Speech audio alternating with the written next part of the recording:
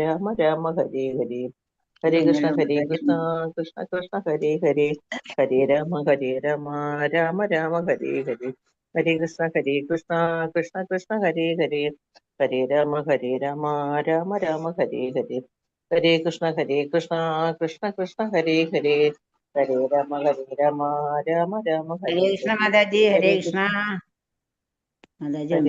ഹരേ കൃഷ്ണ കൃഷ്ണ കൃഷ്ണ ഹരേ ഹരേ ഹരേ രാമ മാതാജി രാമ രാമ ഹരേ ഹരേ ഹരേ കൃഷ്ണ ഹരേ കൃഷ്ണ ഹരേ കൃഷ്ണ. ഓം ഹരേ കൃഷ്ണ മാതാജി.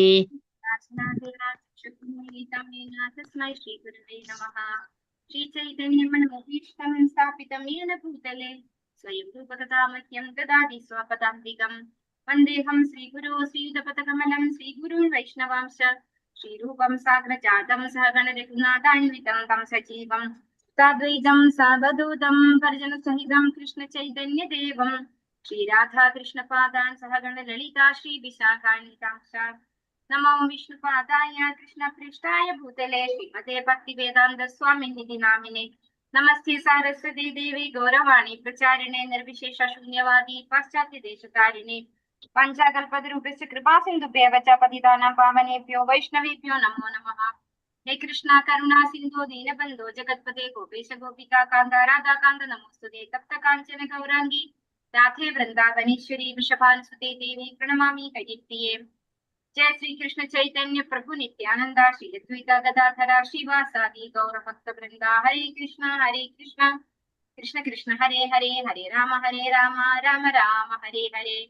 ഹരേ Krishna. ശിഷ്ടാദാത്മികന്റെ short ഭാഗവത ക്ലാസ്സിലേക്ക് എല്ലാ ഭക്തന്മാർക്കും സ്വാഗതം. ഓം നമോ ഭഗവതേ വാസുദേവായ. ഓം നമോ ഭഗവതേ വാസുദേവായ. ഓം നമോ ഭഗവതേ വാസുദേവായ. നിഗമകൽപതരോർഗളിതം ഫലം ശുഗമുഖാദമൃതദ്രവ സംയുതം പിബത ഭാഗവതം രസമാലയം. മുഹുരഹോ രസികാ ഭുവി ഭാവുകാഃ നാരായണം നമസ്കൃത്യ നരം ചൈവ നരോത്തമം ദേവീം സരസ്വതീം വ്യാസം തതോ ജയമുദിരയേ നഷ്ടപ്രായേഷു അഭദ്രേഷു നിത്യം ഭാഗവത സേവയാ ഭഗവതി ഉത്തമ ശ്ലോകേ ഭക്തിർഭവതി നൈഷ്ഠികീം. കൃഷ്ണായ വാസുദേവായ ദേവകീ നന്ദനായ ച നന്ദഗോപകുമാരായ ഗോവിന്ദായ നമോ നമഃ. ഹരേ കൃഷ്ണ. മദേകബന്ധോ മത്സംഖ്യൻ മദ്ഗുരോ മന്മഹാദന മന്നിഷ്ടാരക മദ്ഭാഗ്യ മദാനന്ദ നമോസ്തുതേ. ഗ്രന്ഥ ശ്രീമദ് ഭാഗവതം കി ജയ്. ശ്രീല പ്രഭുപാദ് കി ജയ്. ശ്രീമദ് ഭാഗവതം സ്കന്ധം 1 അധ്യായം 13. ധൃതരാഷ്ട്രർ കൊട്ടാരം ഉപേക്ഷിക്കുന്നു. ശ്ലോകം 9. ഓം നമോ ഭഗവതേ വാസുദേവായ. കയാ വൃത്യാവർത്തിതം പശ്ചരദ്വിക്ഷിതിമണ്ഡലം തീർത്ഥാനി ക്ഷേത്രമുഖ്യാനി സേവിതാനീഹ ഭൂതലേ. എല്ലാവർക്കും ചൊല്ലാം. ഓം നമോ ഭഗവതേ വാസുദേവായ. ഓം നമോ ഭഗവതേ വാസുദേവായ. കയാ വൃത്യാവർത്തിതം പശ്ചരദ്വീക്ഷിതിമണ്ഡലം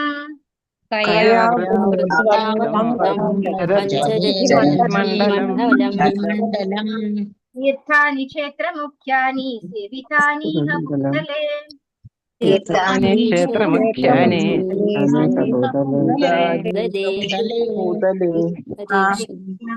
കയ യാതൊന്നിനാൽ വൃത്യ മുഖേന വർത്തിതം ജീവസന്ധാരണം നിർവഹിക്കുന്നത്. വ ശ്രേഷ്ഠാത്മാവേ. ചരദ്ഭിഹി യാത്ര ചെയ്യുന്ന വേളയിൽ ക്ഷിതിമണ്ഡലം ഭൗമ ഉപരിതലത്തിൽ. തീർത്ഥാനി തീർത്ഥാടന കേന്ദ്രങ്ങൾ. ക്ഷേത്രമുഖ്യാനി പ്രധാനമായ പുണ്യസ്ഥലങ്ങൾ. സേവിതാനി അങ്ങയാൽ സേവിക്കപ്പെട്ടു. ഇഹ ഈ ലോകത്തിൽ. ഭൂതലെ ഈ ഭൂതലത്തിൽ. വർത്തനം ഭാവാർത്ഥം ഏസി ഭക്തി വേദാന്ത സ്വാമി പ്രഭുപാദ് കി ജയ്. ഈ ഭൂതലത്തിൽ സഞ്ചരിച്ചു കൊണ്ടിരുന്നപ്പോൾ അങ്ങയുടെ ജീവസന്ധാരണം എങ്ങനെയാണ് നടത്തിയിരുന്നത്? ഏതെല്ലാം പുണ്യസ്ഥലങ്ങളിലും തീർത്ഥാടന കേന്ദ്രങ്ങളിലുമാണ് അങ്ങ് സേവനം അനുഷ്ഠിച്ചത്? ഇവിടെ സന്ദർഭം വരുന്നത് എന്താണ്? വിതുരര് കൊട്ടാരത്തിലേക്ക് തിരിച്ചു വരികയാണ് അല്ലെ.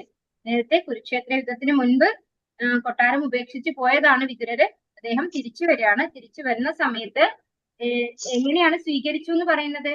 ജീവൻ ഇല്ലാതെ ആയി പോയി കഴിഞ്ഞാൽ എങ്ങനെയാണ് തിരിച്ചു ജീവൻ കിട്ടിയാൽ നമ്മൾ ഉണ്ടാവുക? അതുപോലെയാണ് വിതുരര് വന്നപ്പോ കൊട്ടാരത്തിലുള്ള എല്ലാവരും അദ്ദേഹത്തെ സ്വീകരിച്ചത്. അതായത് അവബോധം ഇല്ലാണ്ടായി പോയതുപോലെയാണ് വിതുരർ ഇല്ലാതിരുന്നപ്പോ എന്നാണ് പറഞ്ഞത്. അപ്പൊ അത്രമാത്രം സന്തോഷത്തോടു കൂടിയാണ് എല്ലാവരും വിതുരരെ സ്വീകരിച്ചത്. എന്നിട്ട് എന്ത് ചെയ്തു എന്ന് പറഞ്ഞു? നമ്മൾ അനുവർത്തിക്കേണ്ട ഒരു കാര്യമാണ്. അതായത് ഒരു വീട്ടിലുള്ള ഒരാൾ കുറെ കാലം കൂടി പോയിട്ട് തിരിച്ചു വരുമ്പോൾ നമ്മൾ എങ്ങനെയാണ് അവരെ റിസീവ് ചെയ്യേണ്ടതെന്ന് നമുക്കിത് മനസ്സിലാക്കി തരുന്നു. എങ്ങനെയാണ് യുധിഷ്ഠിരൻ ചെയ്തത്? അദ്ദേഹത്തെ ആദ്യം നല്ലൊരു ആസനത്തിൽ ഇരുത്തി, പിന്നീട് അദ്ദേഹത്തിന് കുളിച്ച്, അതായത് നല്ല ഭക്ഷണമൊക്കെ, വിഭവസമൃദ്ധമായ ഭക്ഷണമൊക്കെ കൊടുത്ത്, അദ്ദേഹത്തിന് മതിയാം വിധം റെസ്റ്റ് കൊടുത്ത്, അതായത് അദ്ദേഹത്തിന് എന്താ പറയാ, റെസ്റ്റ് കൊടുത്ത് ശേഷം ഇരുന്ന് സംസാരിക്കാൻ തുടങ്ങുകയാണ് അല്ലെ. അവിടെ സംസാരിക്കുന്നത് യുധിഷ്ഠിര മഹാരാജാവാണ്, ബാക്കി എല്ലാവരും കേൾക്കുകയാണ് ചെയ്തത്. എന്നിട്ട് ആദ്യം ചോദിച്ച ചോദ്യം എന്താണ്? ഞങ്ങളെ പണ്ട് എങ്ങനെയാണ് താങ്കൾ സംരക്ഷിച്ചതെന്ന് ഓർമ്മയുണ്ടോ? നിങ്ങളെ ഒരു പക്ഷി എങ്ങനെയാണോ തന്റെ ചിറകിന്റെ ഉള്ളിലെ കുട്ടികളെ ഒളിപ്പിക്കുന്നത്, അതുപോലെ ഞങ്ങളെ സംരക്ഷിച്ചിരുന്നത് ഓർമ്മയുണ്ടോ എന്ന് ചോദിക്കുകയാണ്. അതുപോലെ വിഷം കൊടുക്കുന്നതിൽ നിന്ന് സംരക്ഷിച്ചു വിതുരര്. അതുപോലെ അഗ്നിക്ക് ഇരയാക്കുകയാണ് ചെയ്യുന്നുണ്ടായത് ധൃതരാഷ്ട്ര മഹാരാജാവ്.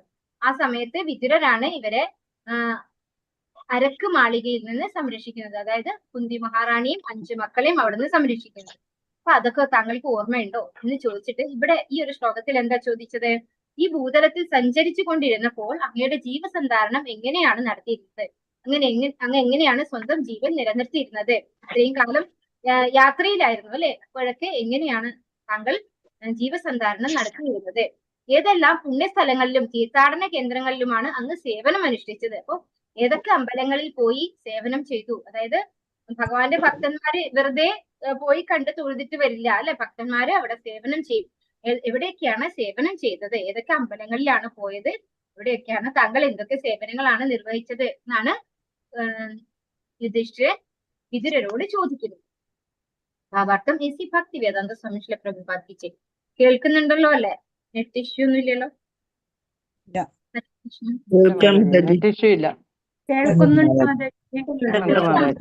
പ്രവർത്തനങ്ങളിൽ നിന്നും വിശേഷിച്ചും രാജനൈതികമായ ഉപചാപങ്ങളിൽ നിന്നും സ്വയം വിച്ഛേദിക്കുവാനാണ് വിതുരർ കൊട്ടാരത്തിൽ നിന്നും പുറത്തുപോയത്. ഇവിടെ മുമ്പ് പ്രസ്താവിച്ചതുപോലെ ഒരാളുടെ പിതാമഹിയെ കുറിച്ച് ചപലമായി സംസാരിക്കുന്നത് അനുചിതമല്ലെങ്കിലും ദുര്യോധനൻ ശൂദ്രാണി പുത്രൻ എന്ന് സംബോധന ചെയ്തത് വിതുരരെ ഫലത്തിൽ അപമാനിക്കുന്നതായി. വിതുരരുടെ മാതാവ് ശൂദ്രാണി ആണെങ്കിലും ദുര്യോധനന്റെ പിതാമഹിയായിരുന്നു. ചിലപ്പോഴൊക്കെ പിതാമഹിയും പൗത്രനും മധ്യയുള്ള വിനോദപൂർവമായ സംസാരങ്ങൾ അനുവദനീയമാണ്. എന്നാൽ ആ പരാമർശം നിജമായതിൽ വിതുരരോട് അത് അരുചികരമായ സംഭാഷണമാവുകയും പ്രത്യക്ഷ അവഹേളനമായി അതിനെ ഗണിക്കപ്പെടുകയും ചെയ്തു. ആകയാൽ തന്റെ പിതാവിന്റെ കൊട്ടാരം ഉപേക്ഷിച്ച് സന്യാസ ജീവിതത്തിന് തയ്യാറെടുക്കുവാൻ അദ്ദേഹം തീരുമാനിച്ചു. ഈ തയ്യാറെടുക്കുന്ന അവസ്ഥയെ വാനപ്രസ്ഥ ആശ്രമം അഥവാ ഭുവനത്തിലെ എല്ലാ പുണ്യസ്ഥലങ്ങളിലേക്കും സന്ദർശിക്കുകയും ചെയ്യുന്ന വിരമിച്ച ജീവിതം എന്ന് വിശേഷിപ്പിക്കുന്നു. അപ്പൊ ഇവിടെ ചില പ്രഭുപാദൻ എന്താ എക്സ്പ്ലെയിൻ ചെയ്തു തരുന്നത്? സംബന്ധമായ പ്രവർത്തനങ്ങളിൽ നിന്നും രാജനൈതികമായ ഉപചാപങ്ങളിൽ നിന്നും സ്വയം വിച്ഛേദിക്കുവാനാണ് വിതുരർ കൊട്ടാരത്തിൽ നിന്ന് പോയത്. അതായത് ഇനി കൊട്ടാര സുഖം ആസ്വദിക്കാൻ വേണ്ടിയല്ല, വെറുതെ താൽക്കാലികമായിട്ട് കൊട്ടാരം ഉപേക്ഷിച്ചു പോയ ആളായിരുന്നില്ല വിതുരര്. വിതുരർ എന്താ ചെയ്തത്? വാനപ്രസ്ഥ ആശ്രമം സ്വീകരിക്കുകയാണ് ചെയ്തത്. ഏത് സിറ്റുവേഷനിലാണ് അത് സ്വീകരിച്ചതെന്ന് ഇവിടെ പറയുന്നു. അതായത് വിതുരനെ ശൂദ്രാണി പുത്രൻ എന്നാണ് ദുര്യോധനൻ ആക്ഷേപിച്ചത് എന്നാണ് പറഞ്ഞത്. ശരിക്കും ഇളയച്ചനാണ് അല്ലെ, ചെറിയച്ഛനാണ് വിതുരർ. അതിനെ റെസ്പെക്റ്റോട് കൂടിയാണ് വിളിക്കേണ്ടത്. അതുപോലെ പിതാമഹനാണ് എന്ന് പറയുന്നു. അതായത് പൗത്രനും തമ്മിലുള്ള പിതാമഹൻ ആണ്. ആ ഒരു രീതിയിലൊന്നും ഉള്ള റെസ്പെക്ട് ഒന്നും കൊടുക്കാതെ വിതുരന്റെ അമ്മ എന്ന് പറയുന്നത് ദുര്യോധനന്റെ ആരാണ്? പിതാമഹി, അതായത് മുത്തച്ഛി അല്ലെ, അമ്മുമ്മ അല്ലെങ്കിൽ അച്ഛമ്മ എന്നൊക്കെ പറയാം. ആ ഒരു സ്ഥാനമാണ് വരുന്നത്.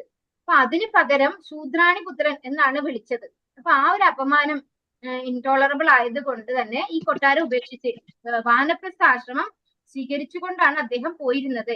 ഈ വാനപ്രസ്ഥ ആശ്രമം സ്വീകരിച്ചു കഴിഞ്ഞാൽ അവർക്ക് എന്താ ചെയ്യാനുള്ളത്? ഈ എല്ലാ ഭൗതികമായ ആഗ്രഹങ്ങളിൽ നിന്നും വിടുതൽ നേടി സന്യാസ ജീവിതത്തിലേക്കുള്ള ഒരു തയ്യാറെടുപ്പാണ് എന്ത് വാനപ്രസ്ഥം എന്ന് പറയുന്നത്. നമ്മൾ ഭൗതികമായ എല്ലാ ആഗ്രഹങ്ങളും ഉപേക്ഷിച്ചിട്ടാണ് വാനപ്രസ്ഥം ചെയ്യേണ്ടത്. അതിന്റെ ഒരു പ്രത്യേകത എന്താന്ന് വെച്ചാൽ വാനപ്രസ്ഥ ആശ്രമത്തില് ഭാര്യയ്ക്ക് ഭർത്താവിന്റെ കൂടെ പോകാം. പക്ഷെ സന്യാസം സ്വീകരിച്ചു കഴിഞ്ഞാൽ ആ ഭാര്യയെ നമ്മൾ വീട്ടില് മക്കളുടെ സംരക്ഷണത്തിൽ ഏൽപ്പിച്ചിട്ട് വേണം പോകാനായിട്ട്. അപ്പൊ നമുക്ക് ഭാര്യയെ കൂടെ കൂട്ടാൻ പറ്റില്ല. അത്രേ ഉള്ളൂ ആ വ്യത്യാസം. അല്ലെങ്കിൽ ഒരുപോലെ തന്നെയാണ്. സന്യാസ ജീവിതത്തിനുള്ള ഒരു പ്രിപ്പറേഷൻ ആണ് വാനപ്രസ്ഥം എന്ന് പറയുന്നത്. ഈ തയ്യാറെടുക്കുന്ന അവസ്ഥയെ വാനപ്രസ്ഥ ആശ്രമം അഥവാ ഭുവനത്തിലെ എല്ലാ പുണ്യസ്ഥലങ്ങളിലേക്കും സഞ്ചരിക്കുകയും സന്ദർശിക്കുകയും ചെയ്യുന്ന വിരമിച്ച ജീവിതം എന്ന് വിശേഷിപ്പിക്കുന്നു. ഈ ഭൗതികമായ എല്ലാത്തിനോടും വിരക്തിയായിട്ട് നമ്മൾ എല്ലാ അമ്പലങ്ങളിലും ഒക്കെ സഞ്ചരിച്ച് നമ്മുടെ ഉള്ളിലെ ആ ഒരു വിരക്തി വർദ്ധിപ്പിക്കുകയാണ് ചെയ്യുന്നത്. ഭാരതത്തിലെ വൃന്ദാവനം, ഹരിദ്വാർ, ജഗന്നാഥപുരി, പ്രയാഗ പോലുള്ള പുണ്യസ്ഥലങ്ങളിൽ നിരവധി മഹാഭക്തരുണ്ട്. മാത്രവുമല്ല, ആത്മീയതയിൽ പുരോഗതി കൈവരിക്കാൻ ആഗ്രഹിക്കുന്നവർക്കായി സൗജന്യ ഭോജനശാലകൾ അവിടെ ഇപ്പോഴുമുണ്ട്. സൗജന്യ ഭോജനശാലകളുടെ സത്രങ്ങൾ കാരുണ്യത്താലാണോ വിതുരർ സ്വയം പരിപാലിച്ചിരുന്നതെന്ന് അറിയുന്നതിന് യുധിഷ്ഠ മഹാരാജാവിന് ഔത്സുക്യമുണ്ടായിരുന്നു. അപ്പോ ഇവിടെ അമ്പലങ്ങളിലൊക്കെ ഫ്രീ ആയിട്ട് ഫുഡ് ഉണ്ടാവും അല്ലെ. അപ്പൊ ഇവിടെ വൃന്ദാവനം, അതുപോലെ ഹരിദ്വാർ, ജഗന്നാഥപുരി, പ്രയാഗ്രാജ് അതുപോലെയുള്ള സ്ഥലങ്ങളിലൊക്കെ ഒരുപാട് ഭക്തന്മാരെ നമുക്ക് ദർശിക്കാൻ സാധിക്കും. അതുപോലെ അവിടെ പ്രസാദം കൊടുക്കുമായിരുന്നു. അപ്പൊ അങ്ങനെയൊക്കെയാണോ ജീവസന്ധാരണം നടത്തിയത് എന്നാണ് ഇവിടെ യുധിഷ്ഠിരൻ തിരക്കുന്നത് എന്നാണ് പറഞ്ഞു തരുന്നത്. ഹരേ കൃഷ്ണ. ഓം നമോ ഭഗവതേ വാസുദേവായ. ഭവദ്വിതാ ഭാഗവതാഃ തീർത്ഥഭൂതാ സ്വയം വിഭോ തീർത്ഥീകുർവന്തി തീർത്ഥാനി സാത്വസ്തേന ഗദാഭൃതാ. എല്ലാവർക്കും ചൊല്ലാം. ഓം നമോ ഭഗവതേ വാസുദേവായ. ഓം നമോ ഭഗവതേ വാസുദേവായ. ഭവദ്വിതാ ഭാഗവതാഃ തീർത്ഥഭൂതാ സ്വയം വിഭോ ഭഗവദ്വിധാ ഭാഗവതാ തപോദോ സ്വയം വിഭോ തീർത്ഥീകുർവന്തി തീർത്ഥാനി സാത്വസ്തേന ഗദാഭൃതാ. കുർവന്തി തീർത്ഥാനി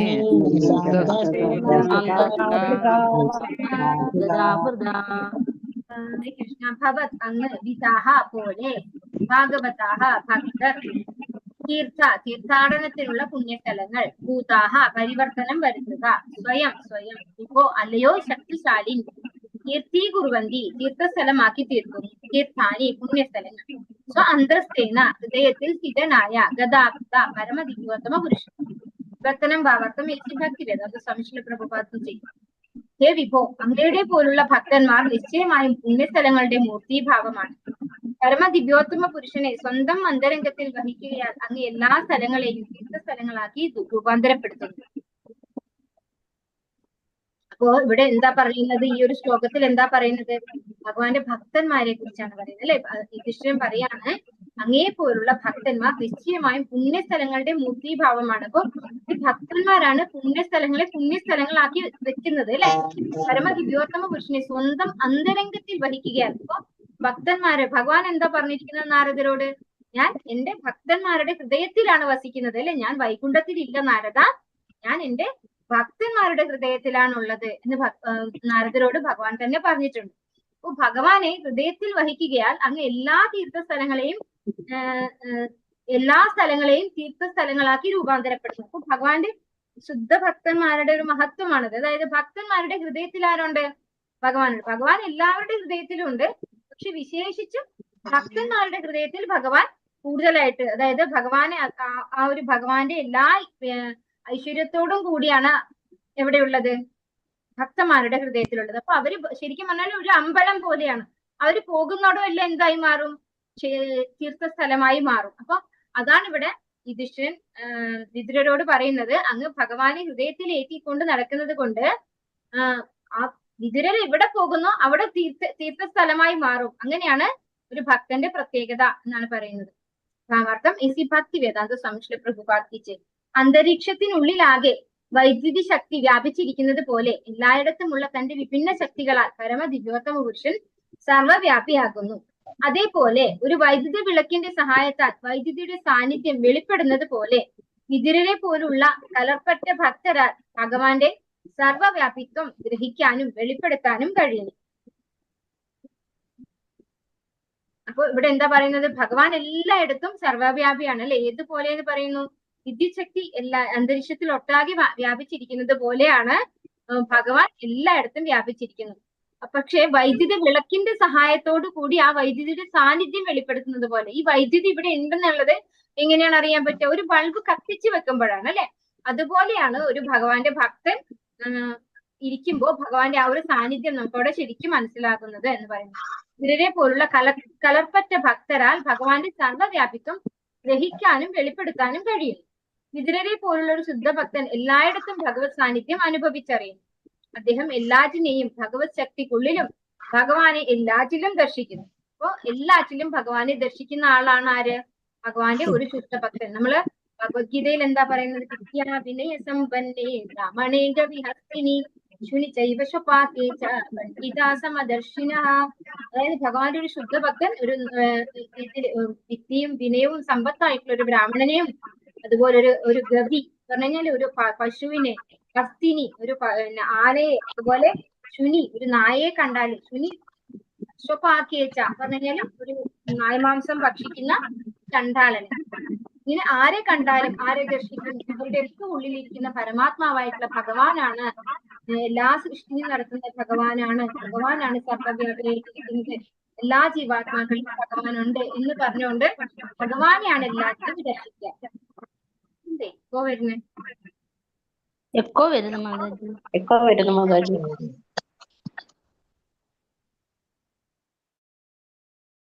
ഹരേ കൃഷ്ണ. ഇപ്പൊ ഇല്ലല്ലോ. ആരുടെയോ ഡിവൈസിന് വരുന്നത്. ഇപ്പൊ കുഴപ്പമില്ല. അത് എല്ലാവരും മ്യൂട്ട് ചെയ്തിരിക്കണം. അപ്പോൾ അല്ലെങ്കിൽ അത് ആരുടെയോ ഡിവൈസ് നിന്ന് വരുന്നതാണ്. ആയിക്കോട്ടെ. ഫോക്കസ് ചെയ്തില്ല, എല്ലാരും മ്യൂട്ട് ആക്കിയായിരുന്നു. അല്ലേ, അദ്ദേഹം എല്ലാറ്റിനെയും ഭഗവത് ശക്തിക്കുള്ളിലും ഭഗവാനെ എല്ലാറ്റിലും ദർശിക്കുന്നു. ഭൂമിയിൽ എങ്ങുമുള്ള പുണ്യസ്ഥലങ്ങൾ ഭഗവാന്റെ കളർപ്പറ്റ ഭക്തരുടെ സാന്നിധ്യത്താൽ പൂരിതമായ അന്തരീക്ഷത്താൽ മാനവരുടെ പങ്കിലമായ അവബോധത്തെ പരിശുദ്ധമാക്കാനായി ഉദ്ദേശിച്ചുള്ളതാകുന്നു. അപ്പൊ എന്തിനാണ് നമ്മൾ പുണ്യസ്ഥലങ്ങൾ സന്ദർശിക്കുന്നത്? ഭഗവാന്റെ കലർപ്പറ്റ ഭക്തരുടെ സാന്നിധ്യത്താൽ, അതായത് ഭഗവാന്റെ ഭക്തന്മാർ, ഈ പുണ്യസ്ഥലങ്ങളിലൊക്കെ ആരുണ്ടാവും? ഭക്തന്മാരുണ്ടാവും. അങ്ങനെയുള്ള ഭക്തരുടെ സാന്നിധ്യത്താൽ ആ അന്തരീക്ഷം പ്യൂരിഫൈ ചെയ്യും. അങ്ങനെയുള്ള ആ അന്തരീക്ഷത്തിൽ നമ്മൾ പോകുമ്പോൾ നമ്മുടെ അവബോധവും പ്യൂരിഫൈ ആവും. അതിനു വേണ്ടിയാണ് നമ്മൾ തീർത്ഥസ്ഥലങ്ങളിൽ പോകുന്നത് എന്നാണ് ഇവിടെ പറഞ്ഞു തരുന്നത്. നമ്മുടെ മാനവരുടെ പങ്കിലമായ അവബോധത്തെ പരിശുദ്ധമാക്കാൻ വേണ്ടിയുള്ളതാണ് ഈ പുണ്യസ്ഥലങ്ങളൊക്കെയും. അത് എങ്ങനെയാണ് പരിശുദ്ധീകരിക്കപ്പെടുന്നത്? അവിടെ ഭഗവാന്റെ ശുദ്ധഭക്തന്മാരുടെ സാന്നിധ്യം ഉണ്ടാകും. ആ സാന്നിധ്യം ഉള്ളത് കൊണ്ട് തന്നെ അവിടെയുള്ള അന്തരീക്ഷം പ്യൂരിഫൈ ചെയ്യപ്പെടും. അങ്ങനെയുള്ള അന്തരീക്ഷത്തിൽ നമ്മൾ എത്തുമ്പോൾ നമ്മുടെ അവബോധവും പ്യൂരിഫൈ ആകും. അതിനു വേണ്ടിയാണ് നമ്മൾ പുണ്യസ്ഥലങ്ങളിൽ പോകുന്നത്.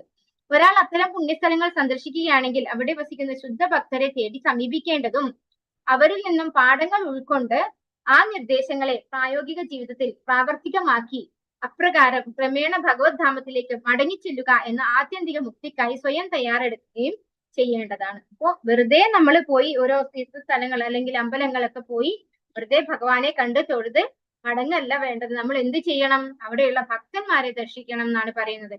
ഭക്തന്മാരെ സന്ദർശിച്ച് അവരിൽ നിന്ന് ഉപദേശങ്ങൾ സ്വീകരിക്കുക, എങ്ങനെയാണ് ഭഗവാന്റെ ധാമത്തിലേക്ക് മടങ്ങി ചെല്ലുക എന്നുള്ള ആ ഒരു പ്രക്രിയ, അതിനെക്കുറിച്ച് അവരിൽ നിന്ന് നമ്മൾ ആരായേണ്ടതാണ്. അതാണ് ഇവിടെ നമ്മുടെ വിതുരരും ചെയ്തത് അല്ലെ.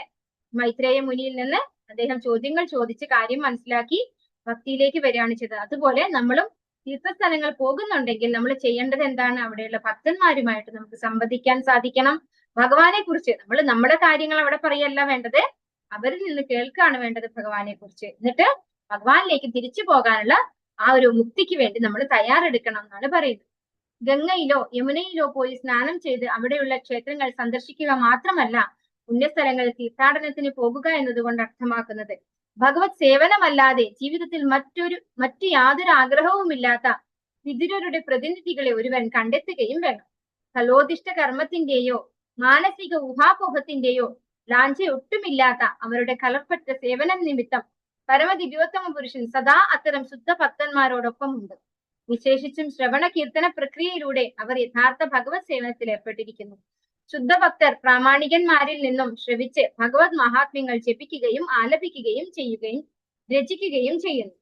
മഹാമുനി വ്യാസദേവൻ നാരദരിൽ നിന്നും ഭഗവത് മഹാത്മ്യങ്ങൾ ശ്രവിക്കുകയും പിന്നീട് അത് രചന മൂലം കീർത്തിക്കുകയും ശുകദേവ ഗോസ്വാമി അവ സ്വപിതാവിൽ നിന്ന് അഭ്യസിക്കുകയും പിന്നീട് പരീക്ഷിത് മഹാരാജാവിന് വിശദീകരിച്ച് നൽകുകയും ചെയ്തു. ശ്രീമദ് ഭാഗവതത്തിന്റെ വഴി അതാണ്. അങ്ങനെ അവരുടെ പ്രവർത്തനത്താൽ ഒരു ശുദ്ധ ഭഗവത് ഭക്തന് ഏത് സ്ഥലത്തെയും തീർത്ഥസ്ഥലമാക്കി മാറ്റാൻ കഴിയും. അപ്പോ ഇതേ കാര്യം നമ്മൾ ഭഗവത്ഗീതയില് ഭഗവാൻ പറയുന്നുണ്ട്. മച്ചിത്ത മദ്ഗത പ്രാണ ബോധയന്ത പരസ്പരം കഥയന്തശ്ച മാം നിത്യം തുഷ്യന്തി ചാരമന്തി ച. ഭഗവാന്റെ ഭക്തന്മാർ എന്താ ചെയ്യാ? ഭഗവാനെ കുറിച്ചാണ് പരസ്പരം പറഞ്ഞുകൊണ്ടിരിക്കുക അല്ലെ. നമ്മൾ നേരത്തെ ഹസ്തിനപുരിയിലെ സ്ത്രീകളെ കുറിച്ച് കണ്ടു. അവരെന്താ ചെയ്തത്? ഭഗവാനെ കുറിച്ച് പരസ്പരം പറയാണ് ചെയ്തത്. അപ്പൊ അതാണ് ഭക്തന്മാര് ചെയ്യുക. അപ്പൊ അങ്ങനെയാണ് ഭക്തന്മാരെ എല്ലാവരെയും ബോധവാന്മാരാക്കുന്നത്. അങ്ങനെയുള്ള ഭഗവത് ഭക്തരിൽ നിന്നും നമ്മൾ ശ്രവിക്കണം എന്നാണ് പറയുന്നത്. അതിനിവിടെ ഉദാഹരണമായിട്ട് പറയുന്നു, വ്യാസദേവൻ നാരദരിൽ നിന്ന് ശ്രവിച്ചു. പിന്നീട് വ്യാസദേവൻ അത് രചിക്കുകയുണ്ടായി. ശുകദേവ ബ്രഹ്മർഷി വ്യാസദേവനിൽ നിന്ന് അഭ്യസിക്കുകയുണ്ടായി. അതിനുശേഷം ശുകദേവ ബ്രഹ്മർഷി പരീക്ഷിത് മഹാരാജാവിനെ അഭ്യസിപ്പിച്ചു കൊടുത്തു. അങ്ങനെ ആവണം നമ്മളും ഇന്ന സ്ഥലങ്ങൾ വെറുതെ സന്ദർശിച്ച് പോരല്ല വേണ്ടത്. ഭഗവാനെ കുറിച്ച് കേൾക്കണം, അവിടെ ഇരുന്നു കൊണ്ട് ഭഗവാനെ കുറിച്ച് കേൾക്കണം. അതുപോലെ ശുദ്ധഭക്തരിൽ നിന്നാവണം നമ്മൾ കേൾക്കുന്നത്. അതിന്റെ പ്രത്യേകത എന്താണ്? ശുദ്ധഭക്തന്മാര് ഭഗവാനെ കുറിച്ച് പറയുമ്പോ ഭഗവാൻ അവിടെ പ്രസന്റ് ആയിട്ട് ഇരിക്കുന്നുണ്ടാവും. ഭഗവാനെ കുറിച്ച് പറയുന്നിടത്ത് ഭഗവാൻ എപ്പോഴും ഉണ്ടാവും. അപ്പൊ അങ്ങനെയുള്ള ഭക്തന്മാരിൽ നിന്ന് വേണം നമ്മൾ ഭഗവാനെ കുറിച്ച് ശ്രവിക്കാനായിട്ട്. വെറുതെ തൊഴുത് മടങ്ങിയാ പോരാ. അങ്ങനെ അവരുടെ പ്രവർത്തനത്താൽ ഒരു ശുദ്ധ ഭഗവത് ഭക്തന് ഏത് സ്ഥലത്തെയും തീർത്ഥസ്ഥലമാക്കി മാറ്റാൻ കഴിയും. പുണ്യസ്ഥലങ്ങൾ അവയുടെ നാമം അർത്ഥവത്താക്കുന്നത് ഈ ഭക്തൻ കാരണം മാത്രമാണ്. അത്തരം ശുദ്ധഭക്തർ പങ്കിലമായ അന്തരീക്ഷമുള്ള ഏത് സ്ഥലത്തെയും ശുദ്ധീകരിക്കാൻ തക്ക കഴിവുള്ളവരാകുന്നു. അങ്ങനെ ഇരിക്കെ ഒരു പുണ്യസ്ഥലത്തിന്റെ യശസ്സിനെ മുതലാക്കി ഉപജീവനാർത്ഥമായ ഒരു ജീവിതം സ്വീകരിക്കാൻ യത്നിക്കുന്ന സ്ഥാപിത താത്പര്യക്കാരുടെ സന്ദേഹാസ്പദമായ പ്രവൃത്തികൾ പുണ്യസ്ഥലങ്ങളെ പവിത്രമല്ലാത്തവയാക്കി മാറ്റുന്നതിനെ കുറിച്ച് എന്താണ് പറയേണ്ടത്? ഇവിടെ പറയുന്നത് എന്താണ്? ഭഗവാന്റെ ശുദ്ധ ഭക്തന്മാരാണെങ്കിൽ ഒരിക്കലും എന്ത് ചെയ്യില്ല, ഒരു ബിസിനസ് ആയിട്ട് ഭഗവാനെ കുറിച്ച് പറയില്ല അല്ലെ. പക്ഷെ ഭക്തി ഇല്ലാത്ത ആളുകൾ ഒരു ബിസിനസ് മെന്റാലിറ്റിയോട് കൂടി ഭഗവാന്റെ കഥകൾ പറയുമ്പോൾ അത് എന്തായി മാറുന്നു? അപവിത്രമായി മാറുന്നു അല്ലെ. അതാണ് ഇവിടെ പറഞ്ഞത്. പുണ്യസ്ഥലങ്ങളെ പവിത്രമില്ലാത്തവയാക്കി മാറ്റുന്നതിനെ കുറിച്ച് എന്താണ് പറയേണ്ടത്? അപ്പൊ ഭക്തന്മാരാണ് ഒരു തീർത്ഥസ്ഥലത്തെ തീർത്ഥസ്ഥലമാക്കി മാറ്റുന്നത്. അഭക്തന്മാരാണ് അവിടെ പോയി ഇരിക്കുന്നത്, പൈസയ്ക്ക് വേണ്ടിയിട്ട് ഓരോ കാര്യങ്ങൾ ചെയ്യുന്നവരാണെങ്കിൽ ആ പുണ്യസ്ഥലത്തെ പോലും എന്താണത് ദുഷിപ്പിക്കുകയാണ് ചെയ്യുക എന്നാണ് പറയുന്നത്. ഓം നമോ ഭഗവതേ വാസുദേവായ. അപിന്ന സുഹൃദസ്താദ ബാന്ധവാ കൃഷ്ണദേവതാഃ ദൃഷ്ടാ ശ്രുതാ വായ തപഃ സുപുര്യാം സുഖമാസതേ. ഹരേ കൃഷ്ണ. എല്ലാവർക്കും ചൊല്ലാം. ഓം നമോ ഭഗവതേ വാസുദേവായ. ഓം നമോ ഭഗവതേ വാസുദേവായ. അപിന സുഹൃദസ്താദ ബാന്ധവാ കൃഷ്ണദേവതാഃ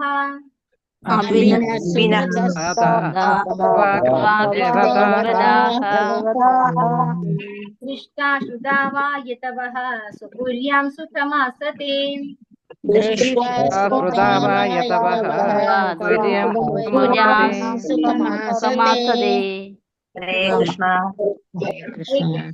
അപി അതോ ന നമ്മുടെ സുഹൃദ അഭ്യുദയകാംക്ഷികൾ താത അല്ലോ എന്റെ ഇളയച്ച ബാന്ധവാഹ മിത്രങ്ങൾ കൃഷ്ണദേവതാഹ ശ്രീകൃഷ്ണ ഭഗവാന്റെ സേവനത്തിൽ സദാ ലീനരായവർ ദൃഷ്ടാഹ അവരെ ദർശിച്ച് ശ്രുതാഹ അവരെ കുറിച്ച് ശ്രവിക്കുക വാ അല്ലെങ്കിൽ യഥവഹ യദുവംശജർ അവരുടെ വാസസ്ഥലത്തിൽ സുഖമാസതെ അവരെല്ലാം സന്തോഷമായിരിക്കുന്നുവോ. അപ്പൊ അടുത്ത ചോദ്യം ചോദിക്കുകയാണ്. ഈ ചോദ്യമാണ് ഏറ്റവും അധികം ആഗ്രഹമുള്ളത് ആർക്ക്? യുധിഷ്ഠിരനെ ചോദിക്കാൻ അല്ലെ. എന്താ ഇവിടെ ചോദിക്കുന്നത്? എന്റെ ഇളയച്ച അങ്ങ് നിശ്ചയമായും ദ്വാരക സന്ദർശിച്ചിരിക്കും. ആ പുണ്യസ്ഥലത്തിൽ ശ്രീകൃഷ്ണ ഭഗവാന്റെ സേവനത്തിൽ സദാ അമഗ്നരായ നമ്മുടെ മിത്രങ്ങളും അഭ്യുദയകാംക്ഷികളുമായ യദുവംശജർ വസിക്കുന്നു. അങ്ങ് അവരെ സന്ദർശിച്ചിരിക്കാം, അല്ലെങ്കിൽ അവരെ കുറിച്ച് ശ്രവിച്ചിരിക്കാം. അവർക്ക് അവരുടെ ഭവനങ്ങളിൽ ആമോദത്തോടെ വസിക്കുന്നുവോ. അപ്പൊ ഇന്നത്തെ പോലത്തെ മൊബൈൽ ഫോണൊന്നും അന്ന് ഇല്ലാത്തത് കൊണ്ട് കാര്യങ്ങളൊന്നും യഥാസമയം അറിഞ്ഞിട്ടില്ല അല്ലെ. നമ്മൾ മനസ്സിലാക്കുന്നത് എന്താണ്? ഭഗവാൻ ശരീരം ഉപേക്ഷിച്ചതിന് ശേഷമാണ് മൈത്രേയ മുനിയിൽ നിന്നും വിതുരൻ ഈ ആത്മീയ ജ്ഞാനം അല്ലെ, ആത്മാവിനെ കുറിച്ച് സംബന്ധിക്കുന്ന സാക്ഷാത്കാരത്തെ സംബന്ധിക്കുന്ന ജ്ഞാനം ഗ്രഹിച്ചിരിക്കുന്നത് ഭഗവാൻ ശരീരം ഉപേക്ഷിച്ചതിന് ശേഷമാണ്. അപ്പൊ ഇവിടെ ആരും അത് അറിഞ്ഞിട്ടില്ല. ഭഗവാൻ ശരീരം ഉപേക്ഷിച്ച കാര്യം ആരും അറിഞ്ഞിട്ടില്ല. യുധിഷ്ഠിരൻ പ്രത്യേകിച്ച് അറിഞ്ഞിട്ടില്ല. അപ്പൊ ഇവിടെ ചോദിക്കുകയാണ്, എന്റെ ഇളയച്ച അങ്ങ് നിശ്ചയമായും ദ്വാരക സന്ദർശിച്ചിരിക്കും. പുണ്യസ്ഥലങ്ങളൊക്കെ സന്ദർശിക്കുന്ന വഴി എന്തായാലും ദ്വാരകയിൽ പോകും അല്ലെ. ഭഗവാൻ ഇരിക്കുന്ന ഭഗവാന്റെ ധാമമാണ്. അപ്പൊ ഉറപ്പായിട്ട് പോയിട്ടുണ്ടാവും. ആ പുണ്യസ്ഥലത്തിൽ ശ്രീകൃഷ്ണ ഭഗവാന്റെ സേവനത്തിൽ സദാ ആമഗ്നരായ നമ്മുടെ മിത്രങ്ങളും അഭ്യുദയകാംക്ഷികളുമായ യദുവംശജർ വസിക്കുന്നു. അപ്പൊ ഭഗവാന്റെ മിത്രങ്ങളും ഭഗവാന്റെ സ്വന്തക്കാരായിട്ടുള്ള യദുവംശത്തിലുള്ള ആളുകളൊക്കെ അവിടെയാണ് ഉള്ളത്. അവരെ സന്ദർശിച്ചിട്ടുണ്ടാവും വിതുരരും, അല്ലെങ്കിൽ അവരെ കുറിച്ച് ശ്രവിച്ചിരിക്കാം. അവരൊക്കെ അവരുടെ ഭവനങ്ങളിൽ ആമോദത്തോടെ വസിക്കുന്നുവോ, അവരൊക്കെ സുഖായിരിക്കുന്നോ എന്നാണ് ചോദിക്കുന്നത്. ഭാവാർത്ഥമേസി ഭക്തി വേദാന്ത സ്വാമി ശ്രീ പ്രഭുപാദ് കി ജയ്. കൃഷ്ണദേവതാഹ എന്ന സവിശേഷ പദം പ്രാധാന്യം അർഹിക്കുന്നു. ശ്രീകൃഷ്ണ ഭഗവാന്റെ സേവനത്തിൽ സദാ ആമഗ്നരായിരിക്കുന്നവർ എന്നർത്ഥം. യാദവരും പാണ്ഡവരും എല്ലാം വിതുരരെ പോലെ ശ്രീകൃഷ്ണ ഭഗവാനെയും അദ്ദേഹത്തിന്റെ അതീന്ദ്രിയ കർമ്മങ്ങളുടെയും ചിന്തയിൽ സദാ മുഴുകിയിരിക്കുന്ന ശുദ്ധ ഭഗവത് ഭക്തരാണ്. വിതുരർ കൊട്ടാരം ഉപേക്ഷിച്ചത് ഭഗവാന്റെ സേവനത്തിൽ പൂർണ്ണമായി പ്രതിജ്ഞാർപ്പിതനാകാനായിരുന്നു. അതേസമയം പാണ്ഡവരും യാദവരും എപ്പോഴും ശ്രീകൃഷ്ണ ഭഗവാന്റെ ചിന്തയിൽ ആമഗ്നരായിരുന്നു. ആകയാൽ അവരുടെ ശുദ്ധ ഭക്തിയുത ഗുണങ്ങളിൽ യാതൊരു അന്തരവുമില്ല. ഭവനത്തിലായാലും ഭവനം ഉപേക്ഷിച്ചിട്ടായാലും ഒരു ശുദ്ധഭക്തന്റെ യഥാർത്ഥ യോഗ്യത എന്നത് അനുകൂലമായി ശ്രീകൃഷ്ണ ഭഗവാന്റെ ചിന്തയിൽ നിമഗ്നരായി തീരുകയാകുന്നു. അനുകൂലമായി എന്നാൽ ശ്രീകൃഷ്ണ ഭഗവാൻ പരമ ദിവ്യോത്തമ പുരുഷനാണെന്ന് നന്നായി അറിഞ്ഞിരിക്കുക എന്നർത്ഥം. കംസനും ജരാസന്ധനും ശിശുപാലനും അവരെ പോലുള്ള മറ്റ് അസുരന്മാരും ഒക്കെ ശ്രീകൃഷ്ണ ഭഗവാന്റെ ചിന്തയിൽ സദാ ലീനരായിരുന്നു. എന്നാൽ അത് വ്യത്യസ്തമായ രീതിയിലായിരുന്നു. അതായത് പ്രതികൂലമായി, അഥവാ ശ്രീകൃഷ്ണ ഭഗവാനെ അതിശക്തനായ ഒരു മനുഷ്യൻ എന്ന് കരുതി മാത്രമായിരുന്നു. ആകയാൽ കംസനെയും ശിശുപാലനെയും പോലുള്ള അസുരന്മാർ വിതുരരെയും പാണ്ഡവരെയും യാദവരെയും പോലുള്ള ശുദ്ധ ഭക്തരുടെ അതേ നിലയിലുള്ളവരല്ല. അപ്പൊ ഇവിടെ എന്താ പറയുന്നത്? കൃഷ്ണദേവത എന്ന് പറഞ്ഞു കഴിഞ്ഞാൽ ഭഗവാന്റെ സേവനത്തിൽ സദാ അമഗ്നരായിരിക്കുന്നവർ എന്നാണ് അർത്ഥം. അപ്പൊ ഭഗവാന്റെ കൂടെയുള്ള എല്ലാവരും എന്താണ്? ഭഗവാന്റെ ഭക്തന്മാർ, ശുദ്ധ ഭക്തന്മാരാണ് അല്ലെ.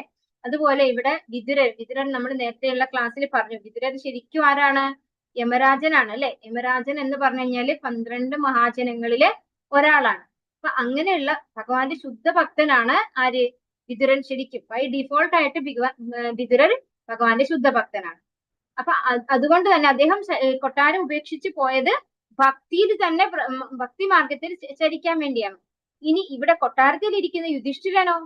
അദ്ദേഹവും ഭഗവാന്റെ ശുദ്ധ ഭക്തനാണ് അല്ലെ. ഒരാള് ഭക്തി ചെയ്യാനായിട്ട് വീട് ഉപേക്ഷിച്ചിരിക്കുന്നു, ഒരാൾ വീട്ടിൽ തന്നെ ഇരുന്നുകൊണ്ട് ഭഗവാന്റെ ഭക്തി ചെയ്യുന്നു. ആ വ്യത്യാസം മാത്രമേ ഉള്ളൂ. എങ്ങനെ ആയാലും അവരൊക്കെ ഭഗവാന്റെ ശുദ്ധ ഭക്തരാണ്. അത് അനുകൂലമായിട്ട്, ആനുകൂല്യേന കൃഷ്ണാനുശീലനം ഭക്തി രുച്യതേ അല്ലെ. അങ്ങനെയാണ് ഭക്തിരസാമൃത സിന്ധുവിൽ പറയുന്നത്. അതായത് ഭഗവാന് അനുകൂലമായിട്ട് നമ്മൾ ഭക്തി ചെയ്യണം, പ്രതികൂലമായിട്ടല്ല. പ്രതികൂലമായിട്ടാണ് ആരൊക്കെ ചെയ്തിട്ടുള്ളത്? കംസനും ജരാസന്ധനും ശിശുപാലനും ഒക്കെ. അങ്ങനെയല്ല നമ്മൾ ശരിക്കും ചെയ്യേണ്ടത്. നമ്മൾ അനുകൂലമായിട്ട് ഭഗവാനാണ് പരമദിവ്യോത്തമ പുരുഷൻ എന്ന് മനസ്സിലാക്കി, ഭഗവത് സേവനമാണ് നമ്മുടെ യഥാർത്ഥ ധർമ്മം എന്ന് മനസ്സിലാക്കിക്കൊണ്ട് ഭക്തിയുത സേവനത്തിൽ ഏർപ്പെടണം. അതാണ് ശരിയായ രീതി. മറ്റേത് തെറ്റായ രീതിയാണ് അല്ലെ. അതായത് പ്രതികൂലമായിട്ടാണ് ആസുരികമായിട്ടുള്ള ആളുകൾ ചെയ്യുന്നത്. അപ്പം അനുകൂലമായിട്ടാണ് ആരൊക്കെ ചെയ്യുന്നത്? വിതുരരും പാണ്ഡവരും യാദവരും ഒക്കെ അനുകൂലമായിട്ട് ഭഗവാന് സേവനം ചെയ്യുന്നവരാണ്. മഹാരാജാവ് യുധിഷ്ഠിരനും എപ്പോഴും ശ്രീകൃഷ്ണ ഭഗവാന്റെയും അദ്ദേഹത്തിന്റെ ദ്വാരകയിലെ സന്തത സഹചാരികളെയും കുറിച്ചുള്ള ചിന്തയിൽ ആമഗ്നനായിരുന്നു.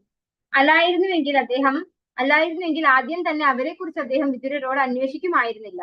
ആകയാൽ ലോക സാമ്രാജ്യത്തിന്റെ ഭരണ നിർവഹണ കാര്യങ്ങളിൽ സദാ ഏർപ്പെട്ടിരുന്നെങ്കിലും ഭക്തിയിൽ വിതുരരുടെ അതേ നിലയിലായിരുന്നു മഹാരാജാവ് യുധിഷ്ഠിരൻ. ഇപ്പോ യുധിഷ്ഠിരൻ ആദ്യം തന്നെ ചോദിച്ച ചോദ്യം തന്നെ ഇപ്പോ അവർക്ക് സുഖായിരിക്കുന്നു അല്ലെ. അവരെ കണ്ടോ? ഈ യാത്രയില് അവരെ ആരെങ്കിലും കണ്ടോ? അവർക്കൊക്കെ സുഖായിരിക്കുന്നോ എന്നാണ് ആദ്യം തന്നെ ചോദിച്ചിരിക്കുന്നത് അല്ലെ. അപ്പൊ അതിന്റെ അർത്ഥം എന്താണ്? യുധിഷ്ഠിരൻ എപ്പോഴും ഭഗവാനെയും ഭഗവാന്റെ ഏത് വംശത്തിലുള്ള ആളുകളെ ഒക്കെ കുറിച്ച് ചിന്തിച്ചുകൊണ്ടാണ് ഇവിടെ ഇരിക്കുന്നത് അല്ലെ. നമ്മൾ വിചാരിക്കും യുധിഷ്ഠിരന്റെ ബന്ധുവല്ലേ ശ്രീകൃഷ്ണ ഭഗവാൻ, അതുകൊണ്ടല്ലേ യുധിഷ്ഠിരൻ ചിന്തിച്ചത്? നമുക്ക് നമ്മുടെ ബന്ധുക്കളെ കുറിച്ച് ചിന്തിച്ചാ പോരെ അതുപോലെ. പക്ഷെ അതെന്താ വ്യത്യാസം? എന്താണ്? ഭഗവാൻ എന്ന് പറയുന്നത് പരമദിവ്യോത്തമ പുരുഷനായ ഭഗവാനാണ്. അദ്ദേഹം ബന്ധുവായി വന്നിരിക്കുന്നത് അവരുടെ ആ ഒരു ഭക്തിയിൽ അത്രയും ഉറച്ചു നിന്നത് കൊണ്ടാണ്. നമ്മൾ ആ ഭക്തിയിൽ ഉറച്ചു നിന്നിട്ടില്ലാത്തത് കൊണ്ടാണ് നമുക്ക് സാധാരണ മനുഷ്യരെ ബന്ധുക്കളായി കിട്ടിയിരിക്കുന്നത് അല്ലെ. നമ്മള് ബദ്ധാത്മാക്കളും അവര് മുക്താത്മാക്കളുമാണ്. ആ ഒരു വ്യത്യാസമാണ്. അതുകൊണ്ടാണ് അവർക്ക് ബന്ധുവായിട്ട് തന്നെ ഭഗവാനെ കിട്ടിയത്. അപ്പോൾ അവർക്ക് ആ ബന്ധുവിനെ കുറിച്ച് ചിന്തിക്കുന്നത് കൊണ്ട് തന്നെ മുക്തിയിലേക്ക് പോകാൻ പറ്റും. പക്ഷെ നമ്മളെ ബന്ധുക്കളെ കുറിച്ച് ചിന്തിച്ചാൽ എന്താ സംഭവിക്കുക? മുക്തിയിലേക്കാണ് പോവുക, ഒരിക്കലും മുക്തിയിലേക്കല്ല. അപ്പോ നമ്മൾ എപ്പോഴും എന്ത് ചെയ്യണം? ഭഗവാനെ കുറിച്ച് ചിന്തിക്കണം. ഭഗവാനാണ് പരമദിവ്യോത്തമ പുരുഷൻ എന്ന് മനസ്സിലാക്കി ഭഗവാനെ കുറിച്ചും ഭഗവാന്റെ ശുദ്ധഭക്തന്മാരെ കുറിച്ചും, എങ്ങനെയാണ് ശുദ്ധഭക്തന്മാര് ഭഗവാന് സേവനം ചെയ്തത്, ഭഗവാനെ സ്തുതിച്ചത്, ഇതൊക്കെയാണ് നമ്മൾ ചിന്തിക്കേണ്ടത്. അങ്ങനെയാണെങ്കിൽ മാത്രമാണ് നമുക്കും ഏത് മാർഗത്തിലൂടെ സഞ്ചരിക്കാൻ പറ്റുക? മുക്തി മാർഗത്തിലൂടെ സഞ്ചരിക്കാൻ പറ്റുക. അപ്പൊ ഇവിടെ പറയുന്നു വിതുരരും യുധിഷ്ഠിരനും വിതുരന്റെ അതേ നിലയിലുള്ള ഒരു ശുദ്ധ ഭക്തനായിരുന്നു എന്ന് പറയുന്നു. ഹരേ കൃഷ്ണ. വാഞ്ചാകൽപതരുഭ്യശ്ച കൃപാസിന്ധുഭ്യേവ ച പതിതാനാം പാവനേഭ്യോ വൈഷ്ണവേഭ്യോ നമോ നമഃ. അനന്തകോടി വൈഷ്ണവ വൃന്ദിക്ക് ജയ്. शिल प्रभुपाद की जय, गुरु महाराज की जय, निताय गौरव प्रेमानंदे, हरि हरि बोल, हरे कृष्णा। सर्वं श्री कृष्ण माताजी प्रणम।